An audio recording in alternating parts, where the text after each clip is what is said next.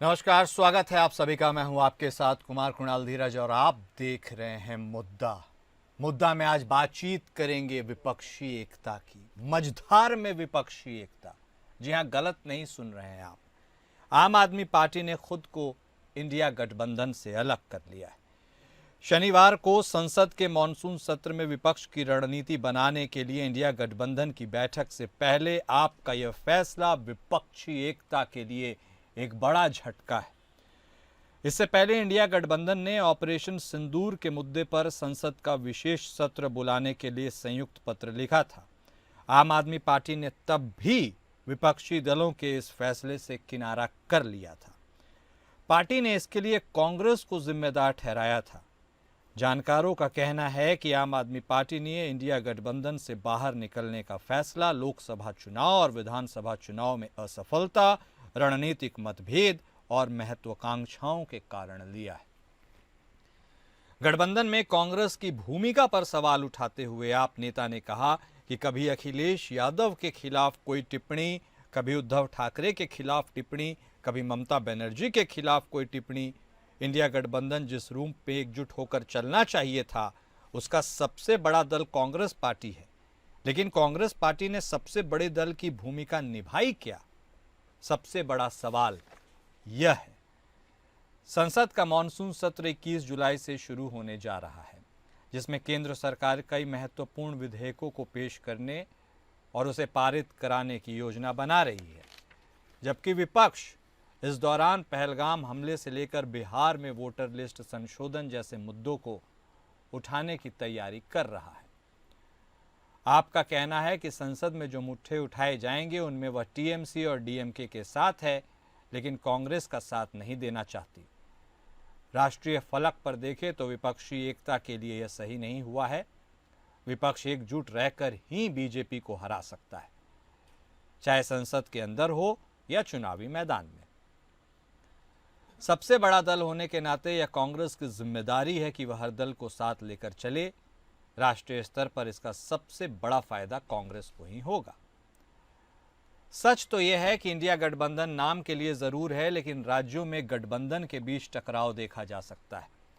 बंगाल में ममता बनर्जी चुनावी राजनीति में कांग्रेस से दूरी बनाए हुई है, लेकिन गठबंधन में शामिल है। पंजाब में लोकसभा चुनाव के दौरान आप और कांग्रेस साथ नहीं आए। यूपी के उपचुनाव में अखिलेश यादव अकेले लड़े। कांग्रेस पार्टी खुद को केंद्र में रखना चाहती है, लेकिन राज्यों में गठबंधन के नेता कांग्रेस के नेतृत्व को स्वीकार नहीं करते हैं। ऐसे में सियासी पंडित यही कयास लगा रहे हैं कि यह गठबंधन धीरे धीरे कमजोर होगा और फिर अगले चुनाव के लिए नए समीकरण बनेंगे। तो यह पूरी बात हमने आपको विपक्षी गठबंधन यानी इंडिया गठबंधन के बारे में और आप में उसकी भूमिका के बारे में बताया। लेकिन कारण क्या है? क्या जो बातें निकलकर सामने आ रही है वह इस बात को प्रमाणित करती है कि जो सब कुछ हो रहा है वह ठीक नहीं हो रहा है? इसी पर हम चर्चा करेंगे। इसकी शुरुआत करते हैं। हमारे साथ हमारे खास मेहमान जुड़ चुके हैं। भारतीय जनता पार्टी की तरफ से बतौर प्रवक्ता विजय खेरा साहब हमारे साथ जुड़े हैं। आम आदमी पार्टी की तरफ से बतौर प्रवक्ता संजीव निगम साहब हमारे साथ जुड़े हैं। कांग्रेस पार्टी की तरफ से बतौर नेता रतन तिवारी साहब हमारे साथ जुड़ चुके हैं। आप सभी खास मेहमान का स्वागत है। निगम साहब, बात आप ही की पार्टी की हो रही है, शुरुआत हम आप ही से करेंगे। क्या हो गया सर? जिस बड़े उद्देश्य के लिए आप लोग एकजुट हुए थे, आए थे, वो हाथ पकड़कर स्टेज पर खड़े होने की तस्वीरें लोगों ने देखी थी। ऐसा सहसा हुआ या लंबे समय से कुछ खटपट थी? ऐसा क्या हुआ कि पटाक्षेप कुछ इस प्रकार होता नजर आ रहा है कि आप उस गठबंधन से अब बाहर हो रहे हैं? आपने बिल्कुल सही बात कही। बड़े उद्देश्य के लिए बनाया गया था और बड़े चुनावों से इसकी शुरुआत की गई थी।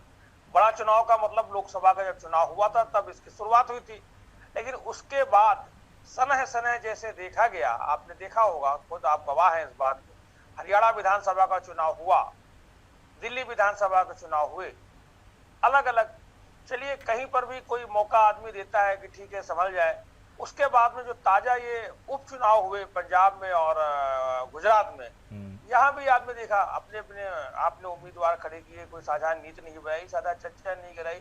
तो जो हमारे मतदाता है, जो आम आम लोग हैं, वो भी कंफ्यूजन में रहते हैं कि क्या है। जैसा कि आपने कहा अभी अपनी शुरुआती बात में, है गठबंधन की नहीं है, तो वो ऊहापोह की जो स्थिति बनी थी उसको बिल्कुल साफ कर दिया अपनी तरफ से कि भाई जब गठबंधन नहीं है तो हमारे मतदाताओं में इस तरीके का भ्रम क्यों फैले, हम अपनी तरफ से को साफ कर देते हैं। तमाम मौके दिए गए, 6 महीने 8 महीने 10 महीने हो रहे हैं लगभग। अगर इसमें चाहते तो तमाम बड़े नेता जो अलग अलग दल के बैठ के बात कर सकते थे, अब नहीं किया। तो फिर अब आगे आपको पिछले हफ्ते केजरीवाल साहब ने भी किया था, और अभी कल संजय सिंह जी जो राज्यसभा के सदस्य हैं हमारे, उन्होंने भी कर दिया। तो ठीक है, आप अपनी अपनी बात रखें, जनता के पास जाएं और कहें जिस तरीके से, क्योंकि उद्देश्य भाई हमारा क्या है कि हम ज्यादा से ज्यादा कैसे देश को सुरक्षित हाथों में रखें, मजबूत हाथों में रखें, आम लोगों की जो सुविधाएं होती है, शिक्षा की और स्वास्थ्य की, उसके लिए काम हो।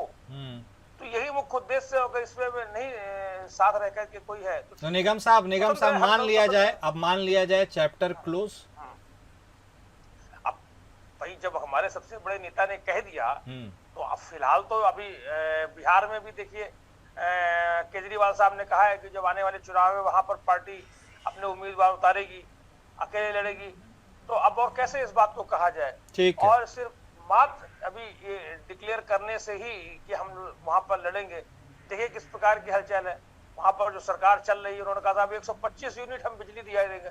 अरे भाई इतने वर्षों से आप चला रहे थे, 125 नहीं, आप जो भी देना चाहते देते। तो कहीं ना कहीं असर है, हमारा जो उद्देश्य है हम उसमें नहीं। ठीक है, आपने तो जो बातों को कहा उसने चीजों को क्लियर किया ही है। तिवारी साहब, ओनस तो आप ही के ऊपर लाई करता था सर। आप वाकई है, यदि संजय सिंह ने भी कुछ बात कही तो गलत है क्या? वो कहे सबसे बड़े दल थे आप इंडिया गठबंधन के, स्वाभाविक सी बात है, सबसे बड़ी जिम्मेदारी आपकी थी। राज्यों के चुनाव के लिए कभी आपको उनका साथ न लेना, कभी इनको आपको साथ न देना, ये सारी चीजें होती चली गई और कुछ इस कदर हुआ कि क्लाइमेक्स ये है। क्या इस क्लाइमेक्स की आपने कल्पना की थी तिवारी साहब? अब आगे क्या? देखिए कुणाल जी, आपने देखा कि कांग्रेस पार्टी सबसे बड़ी पार्टी है और विपक्ष की भूमिका बखूबी ईमानदारी से निभा रही है। हमारे नेता राहुल गांधी जी ने पैदल पूरे भारत को नापने का काम किया, पूरे भारत को समझने का काम किया, और उसका नतीजा यह निकला कि हमने कर्नाटक जीता था, हमने हरियाणा में हमने अच्छा परफॉर्मेंस किया, हमने बिहार में अच्छा उपचुनाव लड़ा, हमने उत्तर प्रदेश में लोकसभा आपने देखा, महाराष्ट्र में देखा लोकसभा, और आपने हिमाचल भी देखा। लेकिन जिस प्रकार अरविंद केजरीवाल को हमने अपना छोटा भाई समझकर हमने उनको अपने साथ लेने का काम किया, इंडिया गठबंधन में उनको शामिल किया, लेकिन पंजाब में हम अकेले लड़ रहे थे, दिल्ली में हम गठबंधन कर रहे थे। जनता के बीच में एक अलग संदेश जा रहा था और उसका खामियाजा हमें दिल्ली में भुगतना पड़ा। हाँ। अगर हम ईमानदारी से लोकसभा चुनाव कुणाल जी लड़े होते, ईमानदारी पूर्वक लड़े होते, तो मुझे लगता है कि हम पंजाब में भारतीय जनता पार्टी का खाता भी नहीं खुलता। लेकिन दिल्ली का जब विधानसभा चुनाव आया तो विधानसभा चुनाव में भी आपने देखा किस प्रकार अरविंद केजरीवाल जी ने कांग्रेस पार्टी को समझा ही नहीं अपना भाई।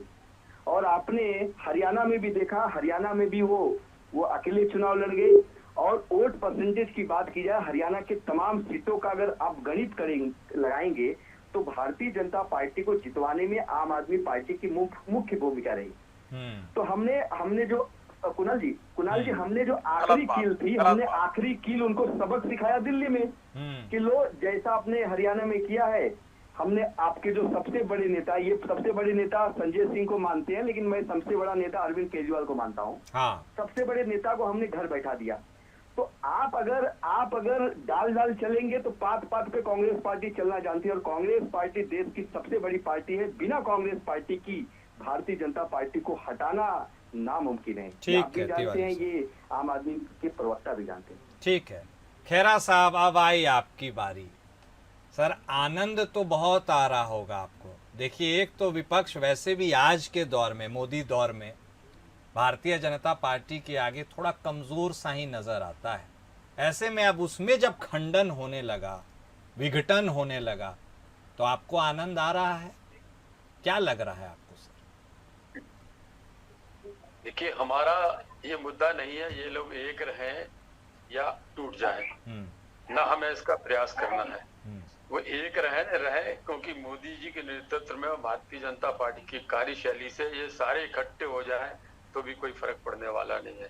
10-20 सीटें ऊपर नीचे होती रहती हैं, वो हो सकती हैं कभी, उसके कई कारण होते हैं, कभी क्षेत्रीय कारण होते हैं, कभी क्षेत्रीय नेतृत्व होता है, बहुत सारी। अदरवाइज जहाँ तक केंद्र का सवाल है, हमें न कल कभी डर था, न कभी आज डर है, न कोई संशय है कि हम बराबर जीतते रहेंगे। दूसरा रहा इनका सवाल, तो आप जरा देखिए किस तरह का गठबंधन है, अजीब किस्म की बात है। चिल्ला चिल्ला के केजरीवाल रह गए, हमको बनाओ, मैं जो सोनिया को जेल में डालता हूँ, तुम तो डरते हो, सोनिया गांधी को अभी तक जेल में नहीं भेज पाए, ये चिल्ला चिल्ला के बोलते रहे। तो कहाँ इनका मन हो सकता है? अगर ये लीडरशिप को चैलेंज करते, कांग्रेस को चैलेंज करते, समझ में आता है। सारा अटैक इनने सोनिया गांधी को जेल भेजने पर रखा। फिर इनकी कांग्रेस का क्या खेल है? इनको जहां कुर्सी हल्की सी दिखाई दे वहां गिर जाते। इतनी गालियां खाने के बाद ये आपके साथ समझौता कर बैठे। आपने सांप को दूध खुद पिलाया, अब आप रो रहे हो। पहली सरकार आपने क्यों बनवाई थी केजरीवाल जी की, आप पार्टी की दिल्ली में? जब वो माइनॉरिटी में था, आप बड़ी खुशी खड़े हो गए थे। अरे आप लड़ते दोबारा तो आज खड़े होते, लेकिन आप सरकार बनवाई, बस आपने डस लिया आपको। अब आपको बहुत देर से पता लगा कि आप डस लिए गए, रो रहे। उत्तर प्रदेश में आपने यही किया, आपके समझ में आएगा, अभी आया नहीं आया तो आगे समझ में आ जाएगा। समाजवादी पार्टी, कांग्रेस पार्टी में अगर दम थी और नेतृत्व की कमी नहीं है तो तुम्हें जरूरत क्या है हर समय हाथ जोड़ के खड़े होने की दूसरे के दरवाजे पे? आप फिर बिहार में खड़े हो रहे, आप कह रही मैं अकेले लड़ूंगा। उनमें इतनी दम तो है आप पार्टी में, चाहे वो पार्टी खराब है, हारेगी, 100% जमानतें जब्त हो, लेकिन वो खड़े होने के प्रयास में कांग्रेस की जगह जाने की कोशिश करते हैं। जहां कांग्रेस कमजोर जरा सी भी दिखाई, आप पार्टी आगे बढ़ अकेले लड़ने लगती है। यूपी में सारी सीटें लड़ी, सब पे जमानत जब्त, और हिंदुस्तान में 8-9 प्रदेशों में लड़ दिए, सब पे जमानतें जब्त। तो पार्टी में तो कोई दम है नहीं, उनके नेतृत्व की पोलें खुल चुकी करप्शन भ्रष्टाचार की भयानक रूप से। इसके बावजूद भी वो कांग्रेस से खिलाफ खड़े होने की हिम्मत जुटाते हैं। और कांग्रेस का अगर आप इतिहास देख लें तो धोखेबाजी के अलावा कुछ किया ही नहीं इन्होंने। जब चरण सिंह जी को प्रधानमंत्री बनाया, ये वादा करके हम फ्लोर में साथ देंगे, और जब फ्लोर का सवाल आया तो हट गई। जब सवाल आया चंद्रशेखर जी को तो उनको प्रधानमंत्री बनाया, फिर नकली चार्ज लगा के राजीव गांधी की जासूसी हो रही है, चंद्रशेखर जी को भी मिटा दिया।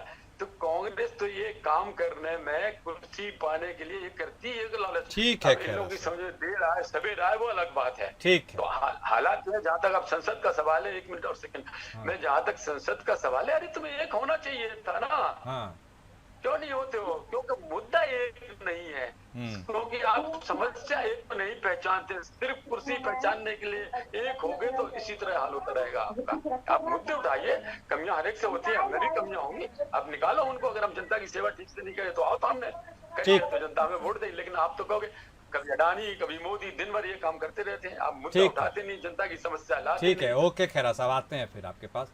निगम साहब देखिए, आपने अपने ओपनिंग वक्तव्य में जो कहा उसके बाद आपने कांग्रेस का भी वर्जन सुन लिया। बीजेपी तो खैर बोलेगी, कोई नई बात नहीं है उसमें।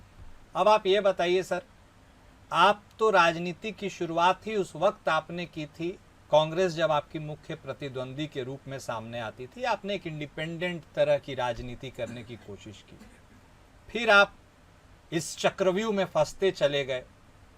आपके ऊपर यह भी कुछ लोग आरोप लगाते हैं कि आप बीजेपी की बी टीम है।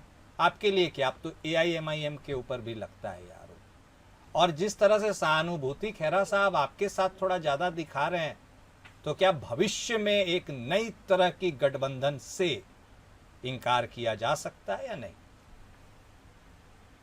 हाँ साहब, खैरा साहब तो अभी कह रहे थे कि जो है आम आदमी पार्टी की सरकार ने सोनिया जी को जेल क्यों नहीं भेजा। बात, अरे भाई चौथाई सरकार है, बात बदलिए नहीं, ये नहीं भेजा। आपने क्या कहा अभी? आपने कहा ना जेल नहीं भेजा, जेल भेजने की बात कर रहे थे, क्या कहा? आप मजा आएगा अगर आप सही समझ जाएंगे। आप कह लीजिए, आप कह लीजिए बात। ये कहा था कि भारतीय जनता पार्टी को चैलेंज कर रहे थे कि मुझे सरकार दो, मैं जेल भेज के बताऊंगा, आप में दम नहीं, आप डरते हो सोनिया जी से, ये बोला था केजरीवाल ने, ये बोला। अच्छा चलिए, आप नहीं डरते हैं, आप निडर हैं। आप 10 वर्षों से सोनिया जी की बात छोड़ दीजिए, जीजा जी रॉबर्ट वाड्रा, रोज तो आप जो 10 साल से क्या कर रहे हैं, आपने जेल भेज दिया उनको, आपने जेल भेज दिया। आपकी तो चार इंजन की सरकार है, डबल नहीं, अब तो चार इंजन की सरकार है। एलजी भी आपका, एमसीडी भी, सब कुछ तो है। अब उसमें क्या है भाई साहब, मुझे मालूम है अच्छी तरीके से, आपको कुछ नहीं करना है। लोग पहले क्या होता था, वोटर मतदाता लोग सरकार चुनते थे, और अब आप सरकार में बैठ करके मतदाता चुन रहे हैं। काम दिल्ली में किया, किन मतदाताओं को हटाएं, किन मतदाताओं को रखें। आप एक संप्रदाय पर लगाते थे इल्जाम कि साहब ये जो है आबादी बढ़ा रहे हैं।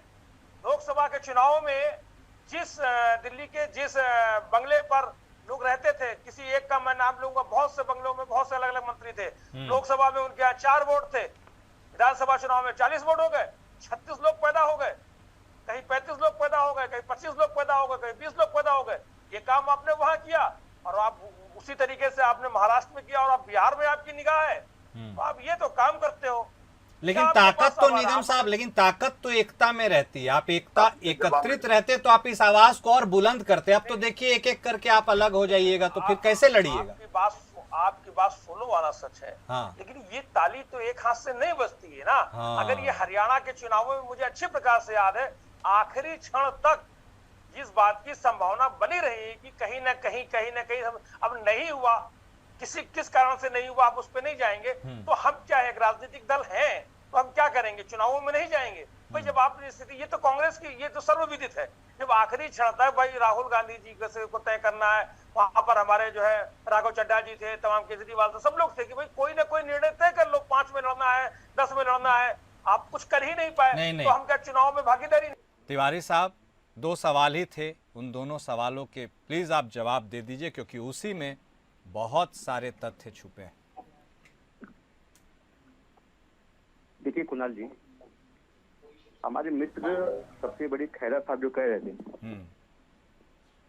मैं खैरे साहब को पहले जवाब दे दूं। दे दीजिए। वो कह रहे थे कि कांग्रेस पार्टी ने दिल्ली में अगर आम आदमी पार्टी को समर्थन नहीं दिया होता पहली बार, तो आम आदमी पार्टी इतनी बड़ी पार्टी नहीं बनती और कांग्रेस पार्टी कमजोर नहीं होती।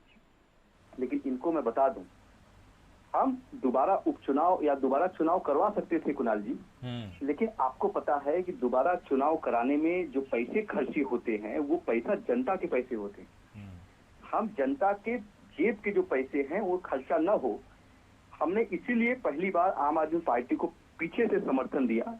सरकार में हमने हिस्सेदारी नहीं मांगी, हमने उनको मुख्यमंत्री बनवाया। इसलिए बनवाया क्योंकि उन्होंने जो वादे किए थे दिल्ली की जनता से, हमने चाहा कि अगर दिल्ली की जनता का फायदा होगा तो कांग्रेस पार्टी को इससे बड़ी खुशी नहीं होगी। हमने उनको मैंडेट दिलवाया, उनको मुख्यमंत्री बनाया। उसके बाद वो अपने कर्म के अनुसार वो खत्म हो गए।